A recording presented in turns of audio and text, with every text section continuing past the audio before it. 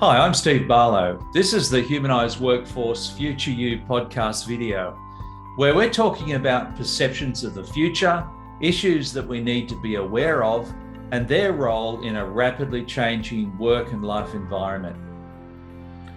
Hi, I'm Craig Saffin. The Humanised Workforce Future You podcast series is focused on the key factors evolving to create a more humanised workforce and how people from all walks of life are creating their future selves. Interesting point. So you're talking about giving other people a voice and listening to what they say and things like that. So in that piece about being an authentic, optimistic leader, can you talk a little bit more about collaboration and problem solving in that role then? So how does an authentic, optimistic leader or positive, you use the word positive, optimistic leader, facilitate collaboration and problem solving, which is an important part of handling a crisis or handling a transformation change in an organisation? So we try to turn things around on its head. This is one of the most important questions we ask at the Centre for Optimism, actually, because what normally happens is, you'll go talk to someone and you'll say, "Oh, how's it going?" And they'll say, "Yeah, all right. Not bad, not bad." That's the favourite response. Yeah, can't complain. Is that a global thing, or is it just Australian to do that? Well, in France it's ça va, oui, ça va. So that's the typical thing. Whereas at the Centre for Optimism, we are all encouraged to ask, well, what makes you optimistic this week? What makes you optimistic today? And that just opens a whole different conversation, because then people will tell you about the good stuff, and you'll learn about things that you never had heard about. The other thing is, I've done quite a lot of work around culture and pulse surveys and things like that. And one thing you have to be careful of is the but. So when someone does a pulse survey, right, they might ask a question and they'll have a whole lot of responses, right? Textual responses. Yep. So when you go through those textual responses, if it's a positive statement, I'd color it green. If it's a neutral statement, I'd color it orange. And if it was a negative statement, I'd color it red. And what I'd find is quite often you'd get a sentence which would start positive and then it would go negative. So if you've got, a positive and negative, they just cancel each other out. So I always say, beware the but. because people will say, well, this is go good and so on, but right. And then when you hear the but, it's a good time to pay attention, because you'll also find out what might be acting as a brake on the positivity. Yeah. And again, I hesitate to use the word positivity rather than optimism, because I really don't like it when HR teams and companies will come in and they'll say, you all must be positive.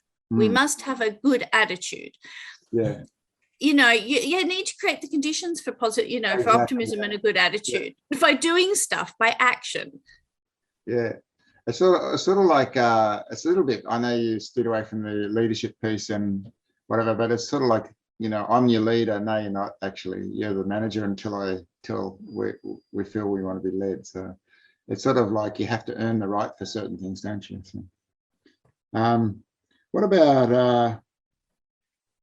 about being an explorer? Like Steve and I were talking about the explorer mindset. So as you're working through a process, you want to be trying to encourage that problem solving capability, or that ability to find new solutions to things, which we were calling the explorer mindset. Have you got a perspective on that?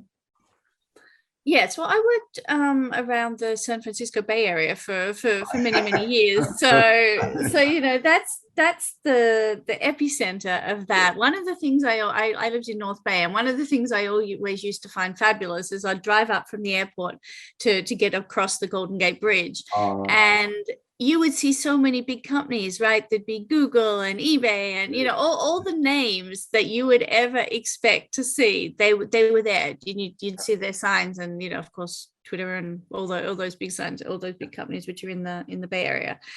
And that creates a bit of a mindset in a way, just by seeing that around you.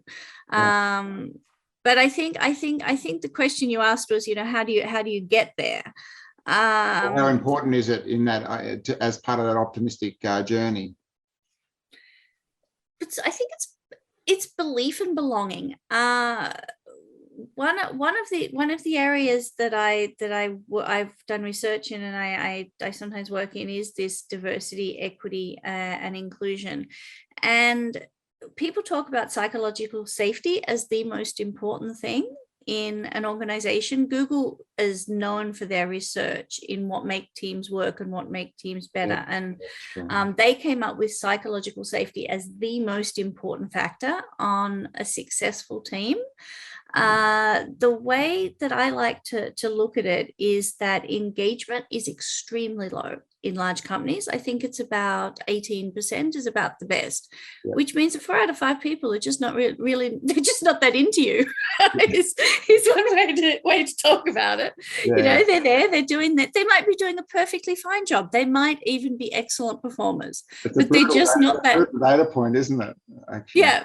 But they're just not that into you as a company. Yeah, right. So the question is, well, why are they not? And we actually believe that optimism, psychological safety, and really a sense of belonging is what makes a difference. If you feel that, if you can feel an engagement and a loyalty and a belonging in a company, then you're more likely to go the next step, and you're more likely to say, hey, why don't we try this? It can be creative and innovative, because you know that your idea might not get picked up and taken, but you know that you're not going to get shot for coming up with an idea that might be different or out of the box. Right. So I think that all of those different things go together, and really there's like a pathway from optimism to business growth. We have a workshop that we run on that, and it actually passes through engagement. How optimistic people tend to be more engaged, and engaged people tend to be more productive, and companies with more productive and creative people tend to have better business growth. So I want to just please indulge me, Steve. I want to ask one more question, because I know Steve wants to. I think we're going to ask Steve to sum up in a minute, but I just want to ask you one more question off the back of that, and that is, so do you think that with success and great optimistic behavior and project management or outcomes based on the optimism and the problem solving and the collaboration that you talked about, do you think that that breeds that sort of optimistic culture? Because that's sort of what you're talking about there, isn't it, with the engagement piece? Yes, it's a combination of things. It's a combination of people feeling comfortable where they are in the company, and I don't mean comfortable in the this is too easy, we'll just sit around and type of comfort. I mean comfortable in being able to present their ideas, progress, be supported. That sort of level of comfort. Right. Because what thing, isn't it? It's like you talk about the psychological piece, but it's part of that is the trust that they can express the ideas and that they'll be appreciated and stuff. Right, trust is a very big part of it, because if you can trust the people that you're working with, and trust is on so many levels, right? It's the way people behave to each other, but it's also I've given you a project to do and I know that you're going to do it. Or as a manager, you know yourself as a manager, you've always got things come up, and people have all sorts of issues that you need to deal with as a manager. So trust that you're going to deal with them with empathy and intelligence and that sort of thing. That's important too. So I guess you could say that trust and optimism go together, that sense of, and it creates that sense of belonging. And once you get that, people work very hard. People want to do well in their careers.